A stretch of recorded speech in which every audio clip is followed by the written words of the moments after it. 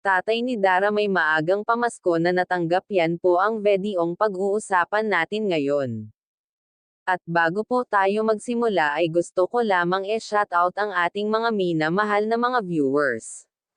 Dara natuwa sa maagang pamasko ng isa sa sponsor niya. May chainsaw itong pinadala para sa kanyang tatay. Wow, may panghanap buhay na po ang ama ni Dara. Hindi na ito aalis pa para maghanap ng trabaho sa ibang lugar. Dito na lamang siya magtatrabaho para makasama niya ang mga anak. At salamat nga po pala sa nag-sponsor nito sa tatay ni Dara. Malaking tulong ito para hindi na pumunta pa sa malayong lugar para magtrabaho. Kuya Rab ay natuwa dahil dito sa regalong pangkabuhayan kila Dara.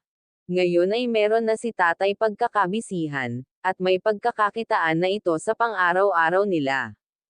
Kaya sobrang saya ni Tatay Domingo sa blessing na ito, naiyak pa nga si tatay nang matanggap ang pasalubong ni Kuya Rab sa kanya dahil ayaw naman ni tatay umasa sa mga tulong lamang sa kanila ng mga sponsor.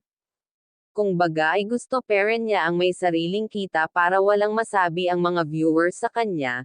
At kung bago ka pa lamang sa aking channel ay baka pwede pakisubscribe ng aking channel at huwag kalilimutan suportahan ang ama ng ating kalingap na si Val Santos Matubang, at hanggang dito na lamang po ang aking mixing reaction. Again, maraming salamat sa panonood.